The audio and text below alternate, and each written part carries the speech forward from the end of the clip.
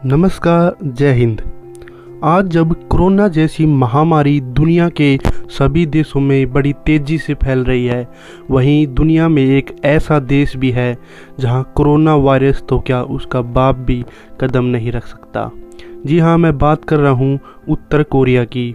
वहीं उत्तर कोरिया जो अपने तानाशाह के लिए पूरी दुनिया में प्रसिद्ध है, या यूँ कहें तो वहीं उत्तर कोरिया जो अमेरिका के साथ तनातनी के कारण भी बहुत प्रसिद्ध है। हालिया ही एक रिपोर्ट में यह दावा किया गया था कि उत्तर कोरिया में एक मरीज में कोरोना वायरस पॉजिटिव पाया गया है, लेकिन वहाँ की सरकार ने उसे गोली मरवा दिया। अब ऐसे में कोरोना वायरस तो क्या उसका बाप भी उत्तर कोरिया में कदम नहीं रख सकता। आज मैं आपको उत्तर कोरिया के कुछ ऐसे ही अजीबोगरीब कानून या ऐसे ही अजीबोगरीब बातें बताऊंगा जिसे सुनकर आप अपनी दांतों तले उंगली दबा लेंगे।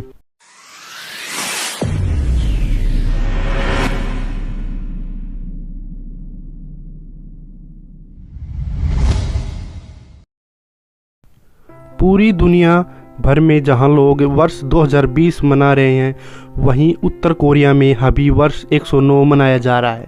दरअसल उत्तर कोरिया का संस्थापक किम द्वितीय सुंग को कहा जाता है और उनका जन्म वर्ष 1912 को हुआ था। उन्हीं के जन्मदिन के वर्ष से ही उत्तरी कोरिया सरकार नए वर्ष की गणना करता है। इस हिसाब से अभी उत्तर कोरिया अपना 109वां साल मना रहा है। उत्तर कोरिया में कानून है कि यहाँ आम नागरिक कार नहीं खरीद सकते। यहाँ पर कार खरीदने की इजाज़त सिर्फ सेना और सरकार के अधिकारियों को ही है। इस देश में कोई पोर्न नहीं देख सकता। यदि कोई पोर्न देखता पाया जाता है तो उसे फांसी की सज़ा दी जाती है। उत्तर कोरिया में की जोंग डोंग नाम का एक मॉडल शहर बनाया गया है। उत्तर कोरिया ने ठीक बॉर्डर पर इस शहर का निर्माण किया है, जो कि दक्षिण कोरिया के लोगों को लुभाने के लिए है। यहाँ पर कोई भी नहीं रहता। इसे एक भूतहा शहर भी कहा जाता है। उत्तर कोरिया में गरीब लोगों की तस्वीर लेना कानूनन अपराध है। दरअसल उत्तर कोरिया का मानना है कि इससे देश की छवि खराब होती है। इस देश में आप मन मुताबिक हेयर स्टाइल नहीं करवा सकते। यहाँ की सरकार ने केवल 28 तरह के हेयर स्टाइल्स को मान्यता दी है, जिसमें से 18 महिलाओं के लिए और 10 पुरुषों के लिए ही है। इस देश में कोई भी नागरिक ब्लू जीन्स नहीं पहन सकता, क्योंकि यहाँ की सरकार का मानना है कि वह अमेरिकी पहनावा है। यह हैरानी की बात है कि उत्तर कोरिया में पोर्ट का प्रयोग कानून अपराध की श्रेणी में नहीं आता। मैं आपको बताता हूँ कि पोर्ट क्या होता है। यह एक तरह का कागज़ होता है जिसमें नशीला पदार्थ भरकर पिया जाता है, और वह उत्तर कोरिया में मान्य है। उत्तर कोरिया में हर 5 साल में चुनाव होते हैं, लेकिन लोगों के पास कोई भी विकल्प नहीं होता और 100% मत उसके सन की तानाशाही को ही जाते हैं। इस देश में तानाशाह के नियमों को ही सर्वोच्च माना जाता है। अगर कोई व्यक्ति इन नियमों को उल्लंघन करता है और उसमें दोषी पाया जाता है तो उस दोषी के 3 पीढ़ियों तक की सज़ा भुगतनी पड़ती है। कहा जाता है कि किम जोंग इल ने एक डायरेक्टर को भी अगवा किया था ताकि वह उत्तर कोरिया की जय जयकार करने वाली फिल्म बना सके।